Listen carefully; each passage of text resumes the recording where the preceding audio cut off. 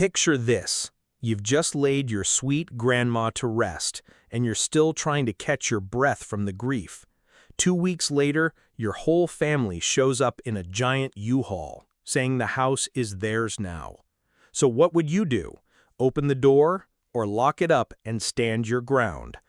Let me tell you how it really went down. I could have gone to California on a full scholarship for software engineering, but I stayed. Taking care of Grandma was the right thing to do as her Alzheimer's got worse. My parents? They were busy with their golden child.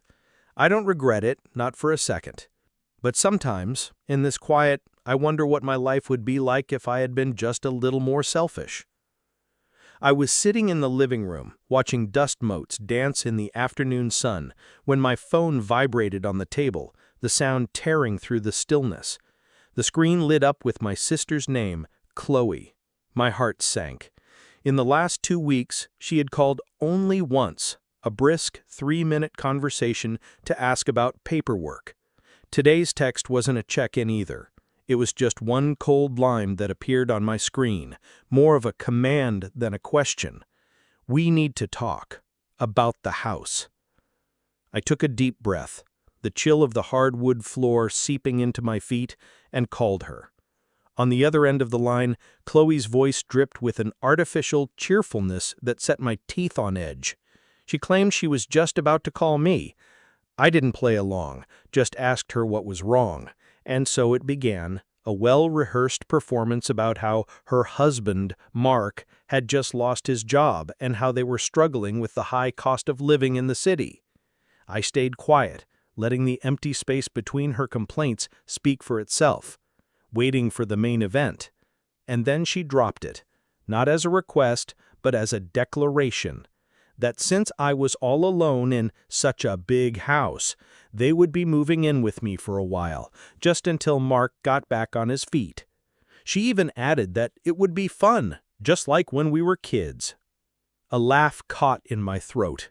I said it, my voice flatter and firmer than I'd ever heard it before. No. The other end of the line went dead silent. It was probably the first time in her life Chloe had ever heard that word. Her voice, when it returned, was acidic, asking what I meant by no, before launching into the whole family helps family speech. I explained that the house was too small and that I needed my own space after years of being a caregiver. Just then I heard my mother's faint whisper in the background. Of course, they were at my parents' house. The whole family was in on this call. Chloe snapped, asking when I had gotten so selfish and that our parents would be very disappointed, then hung up. The abrupt dial tone in my ear sounded like a declaration of war. That week passed in a haze of anxiety. I changed the locks on the front door. It turned out to be a wise decision. At 10 a.m. sharp on Saturday, 2 days before Thanksgiving, the screech of heavy brakes startled me. I looked out the window to see a massive U-Haul truck looking absurdly out of place, parked in front of Grandma's small house, like a monster about to devour its prey. My parents, Chloe, Mark, and my 2-year-old nephew got out. They didn't ring the bell. My father walked right up and tried the doorknob. When he found it locked, he looked at me through the window with utter surprise, as if I was the one in the wrong. I opened the door and they poured in like a flood.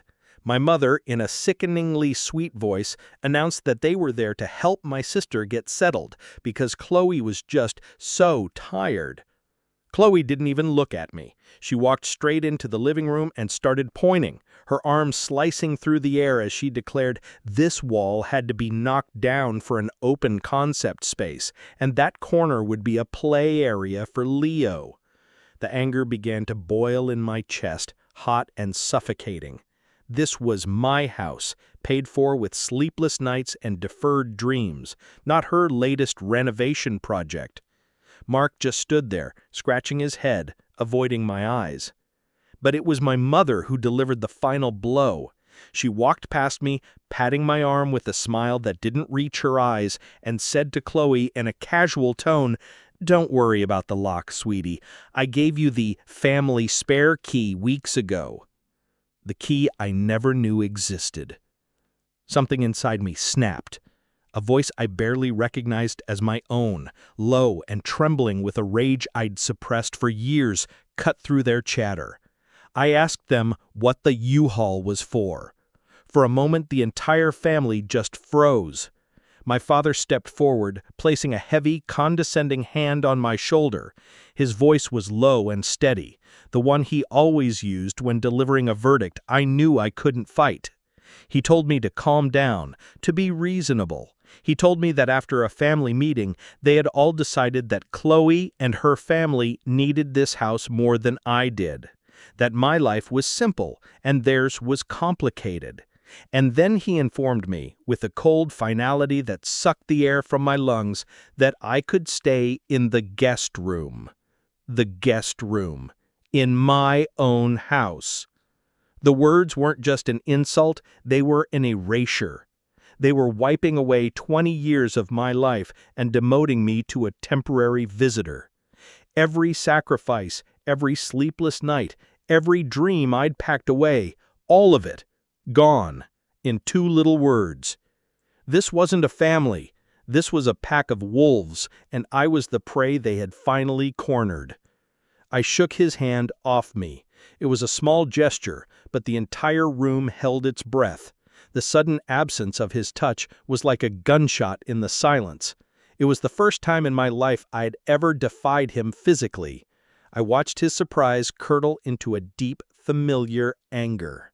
I let my gaze sweep over each of them. My mother's face began to crumple, a practiced look of heartbreak. Chloe's arms were crossed, her lips curled into a triumphant smirk. Mark was a statue dedicated to cowardice, his eyes still fixed on his shoes. And my father, the man who had taken my obedience for granted his entire life, looked at me as if I were a stranger. The words came out. Not loud, but they filled the entire house, clear and sharp as glass. I told them this was Grandma's house, that she left it to me and me alone, that my ownership was sealed on a legal document and their so-called family meeting was nothing more than a pathetic joke. I told them and their ridiculous truck to get out. And then the dam broke. The noise was overwhelming. My mother's sobs, Chloe's shrieking accusations of me being ungrateful, a monster, tearing the family apart. My father's voice, a low growl, his finger jabbing towards my face, ordering me not to be disrespectful. They thought they could drown me in it, the volume, the numbers, the guilt they had programmed into me since I was a child. But they were wrong. My grandmother knew them. She knew this day would come. I said nothing more.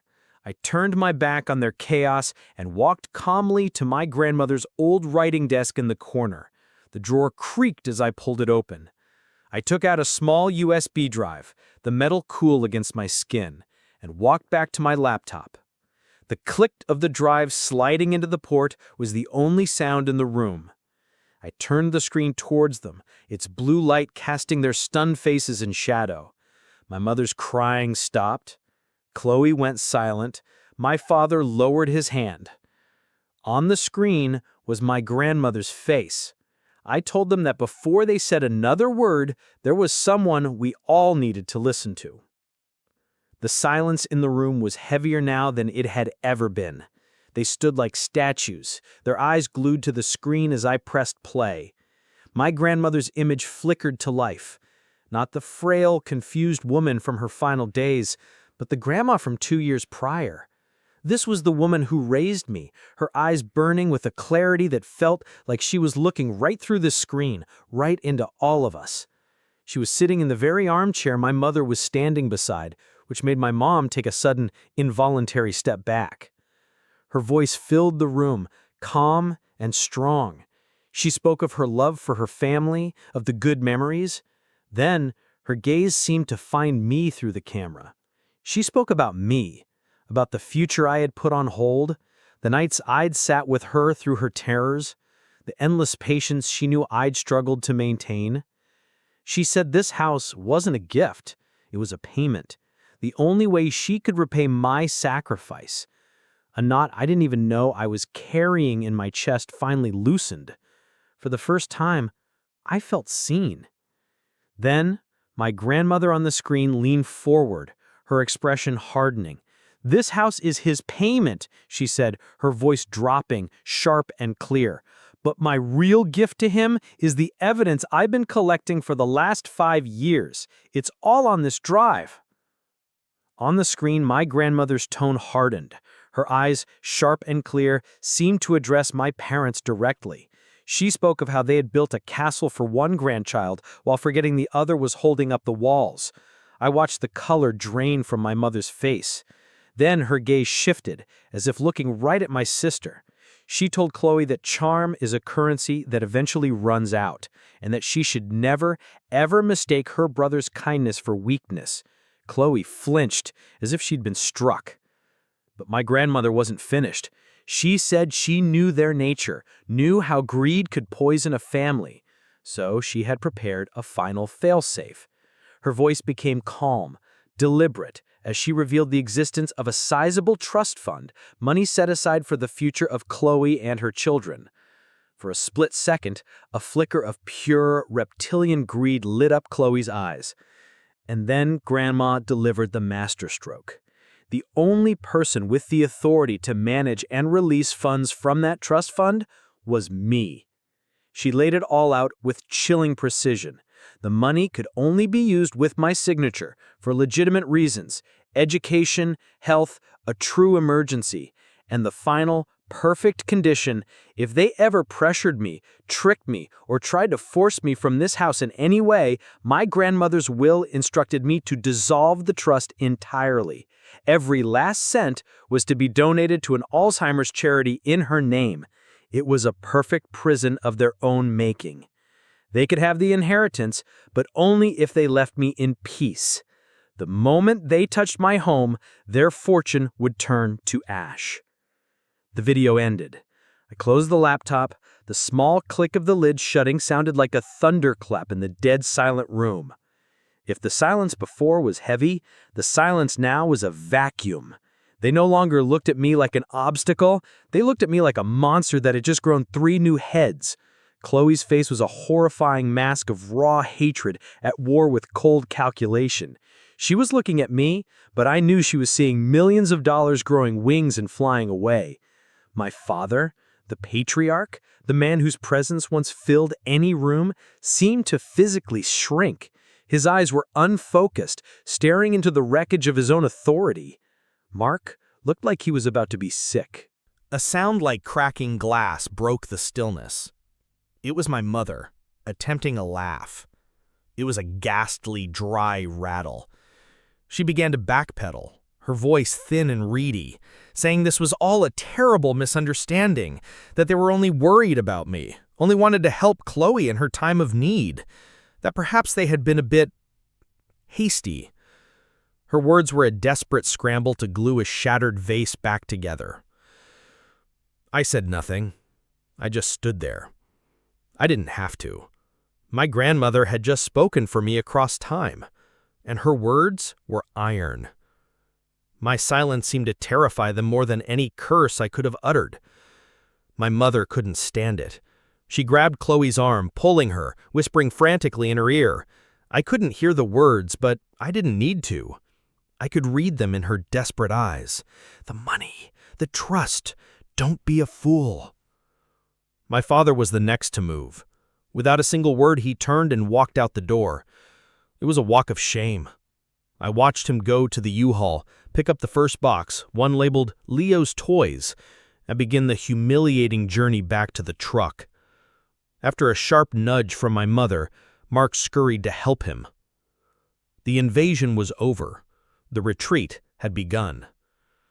Chloe remained rooted to the spot, her eyes boring into me, filled with a hatred so pure it was almost beautiful. But it was powerless. She could hate me with every fiber of her being, but she needed me. And there is nothing more bitter than needing the one person you despise. Finally, her mother managed to drag her out the door. I stood at my own threshold, arms crossed, and watched. I watched as they loaded every box, every dream, every piece of their greedy, failed plan back onto that truck. The U-Haul, once a chariot for their invasion, was now a hearse carrying their dead pride.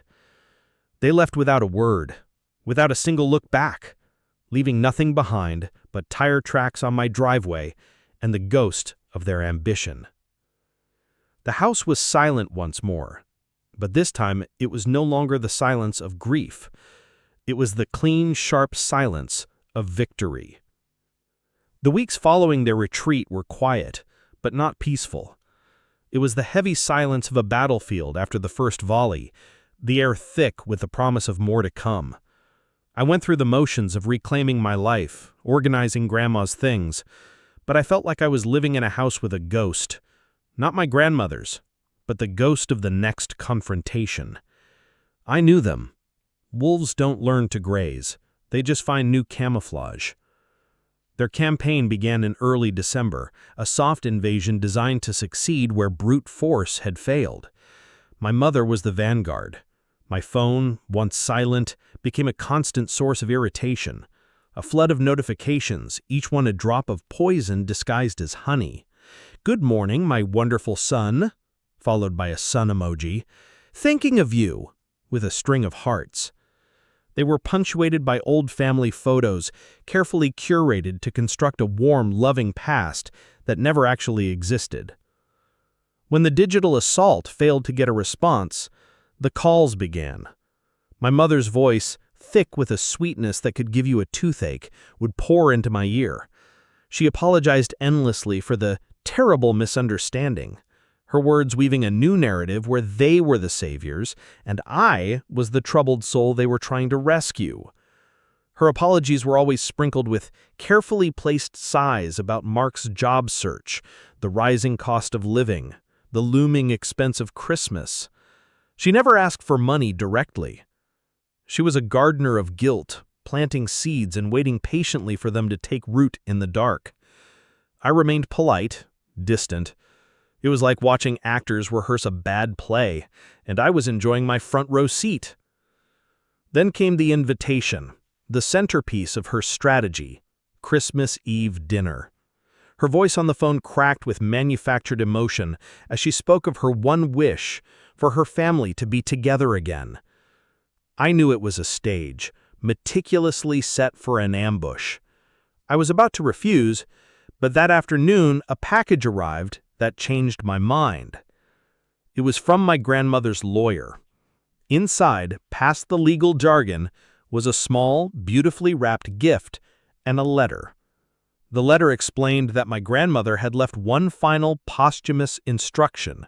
She had arranged for a special Christmas gift for Chloe to be purchased from the trust.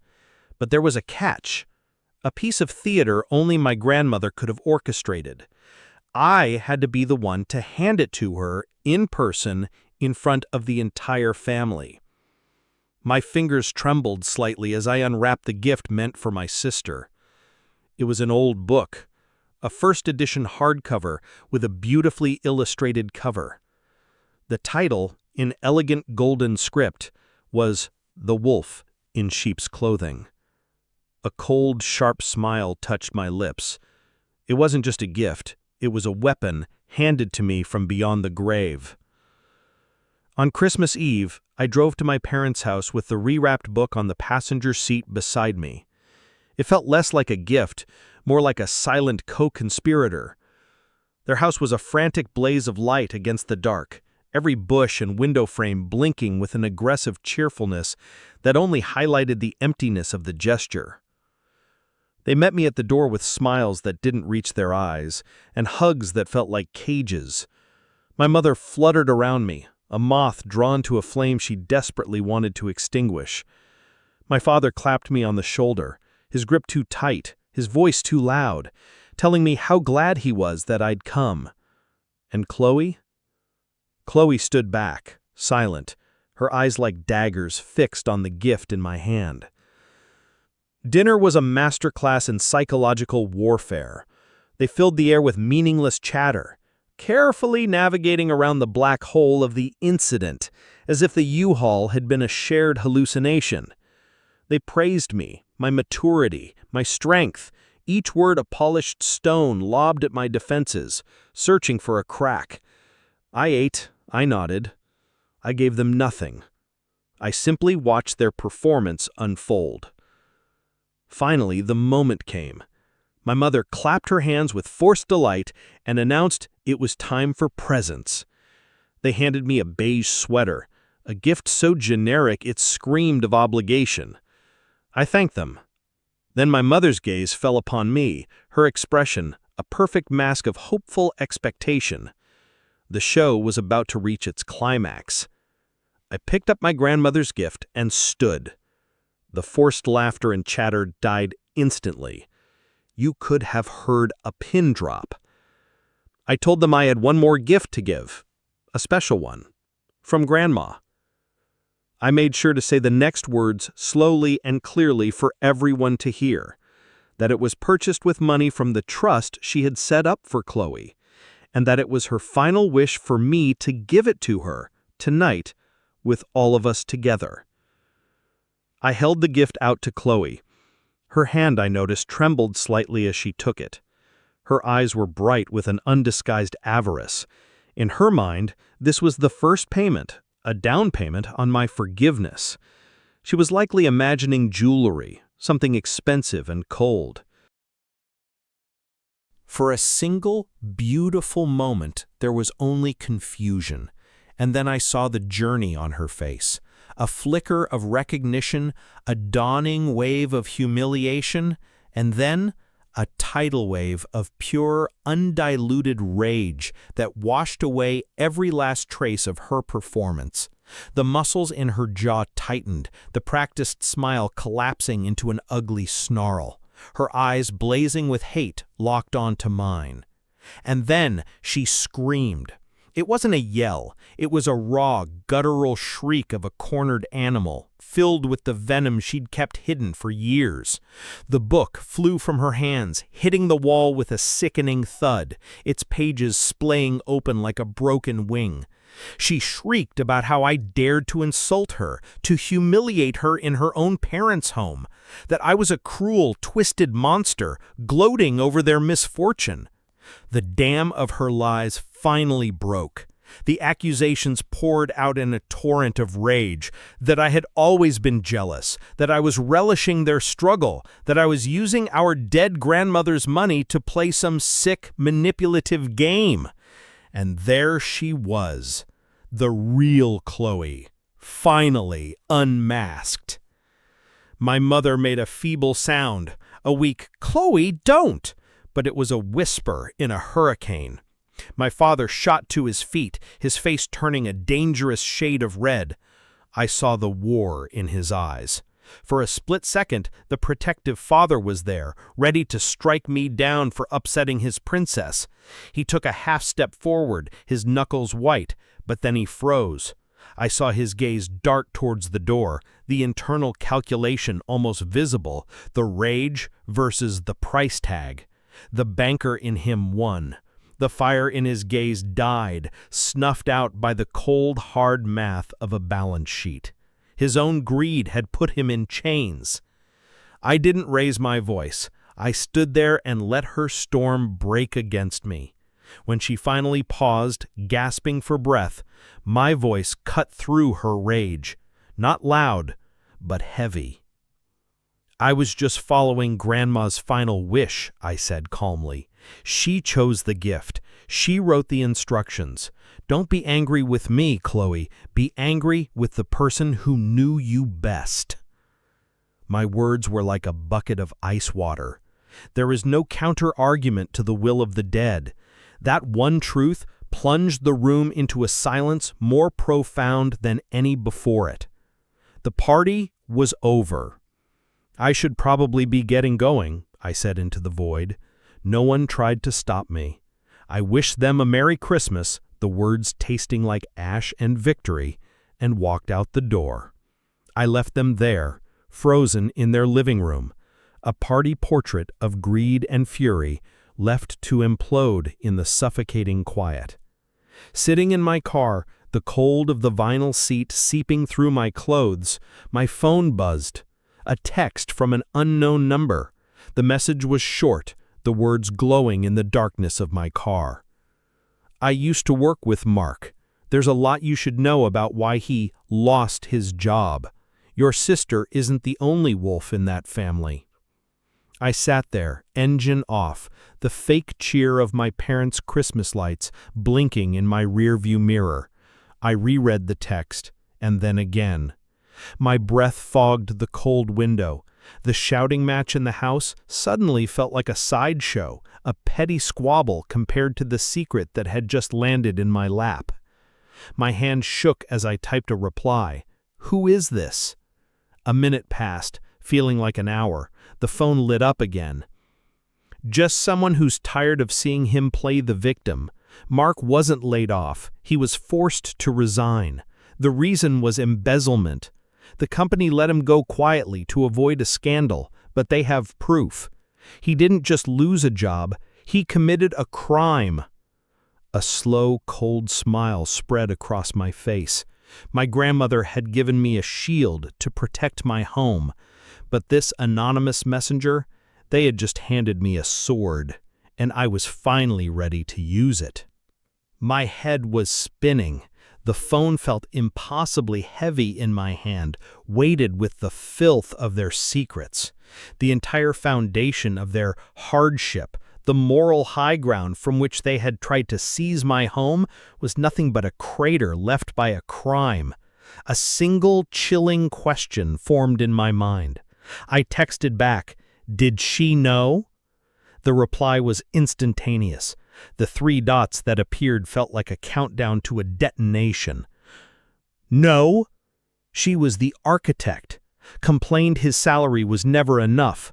Mark did it to keep her happy. When he got caught, she was the one who performed for the CEO, crying and begging them to let him resign quietly. She used her own children as a shield to protect a criminal. I dropped the phone onto the passenger seat as if it were burning. The story reshaped itself in my mind. This wasn't a tragedy of misfortune. This was a conspiracy.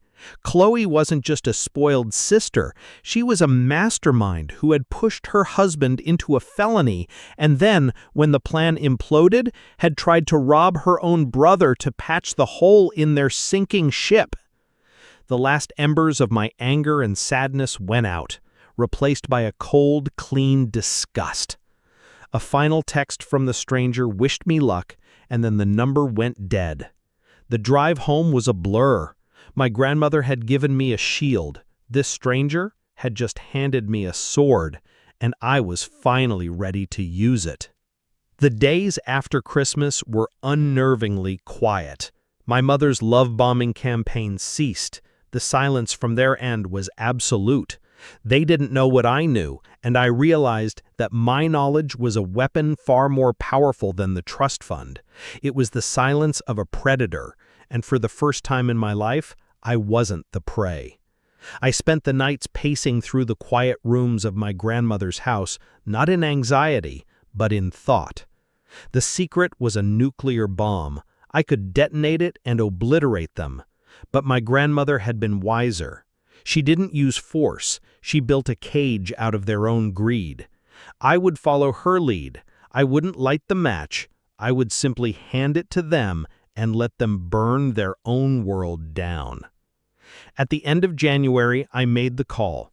I pitched my voice to a tone of calm regret, telling my mother that I'd done a lot of thinking and that I wanted to find a reasonable solution for everyone regarding the trust. It was the perfect bait, appealing to the one thing that truly motivated them: money.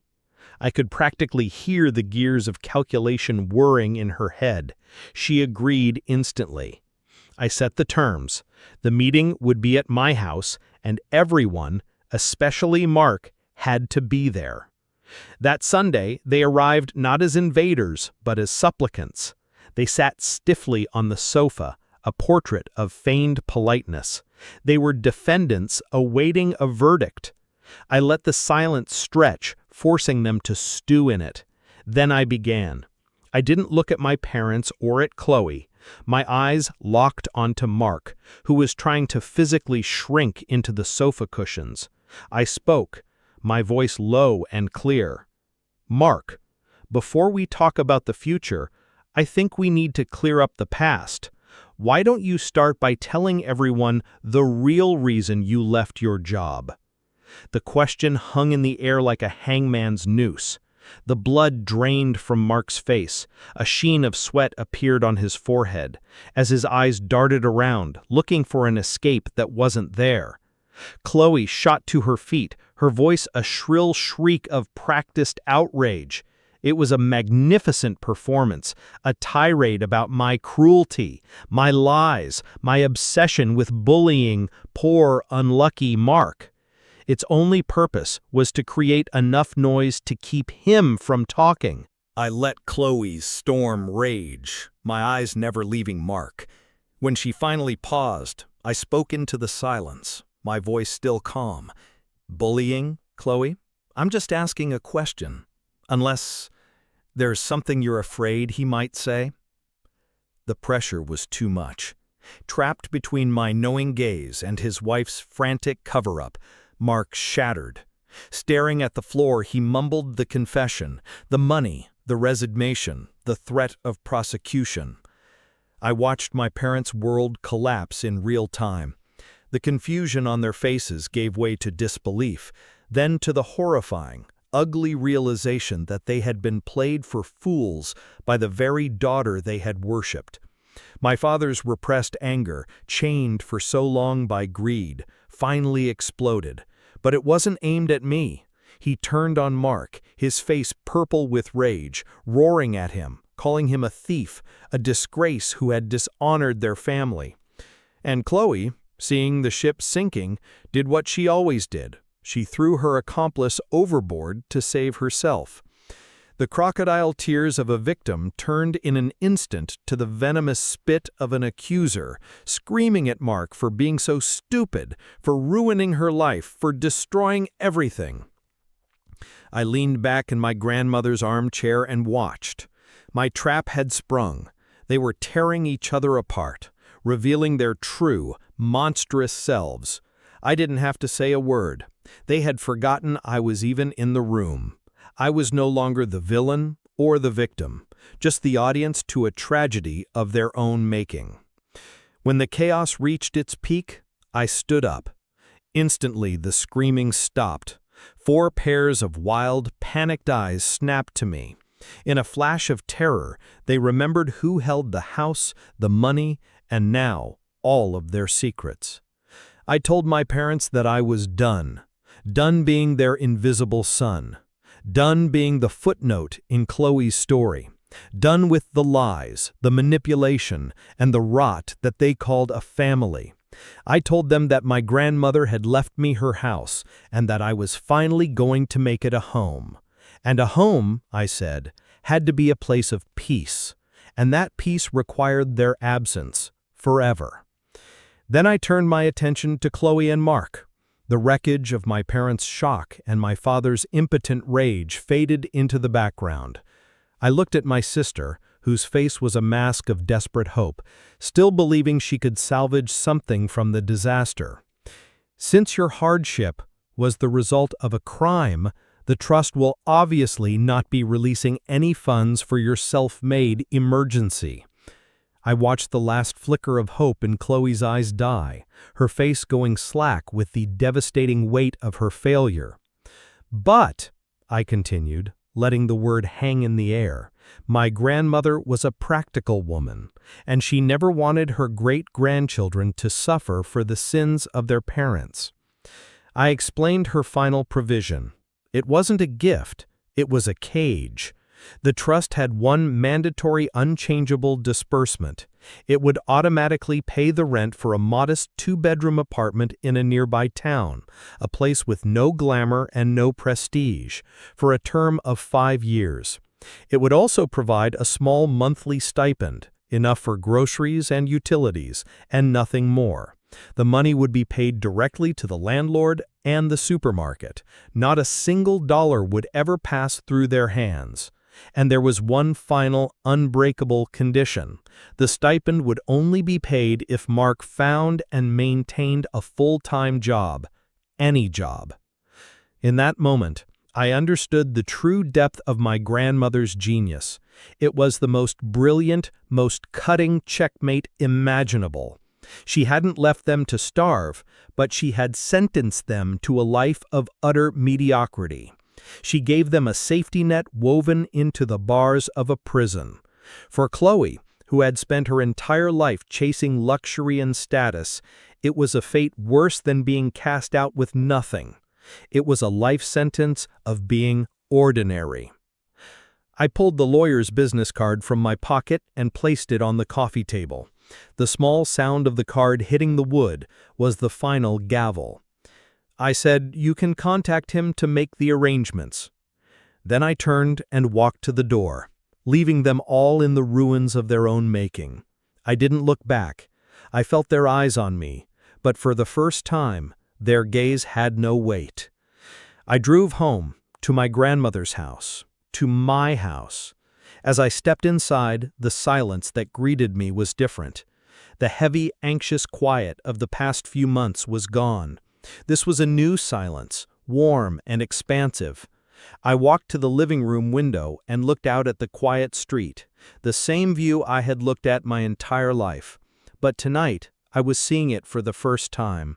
The weight I had carried for so long, the burden of their expectations and my own resentment, had finally been lifted.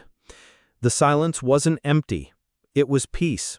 I was finally, truly free.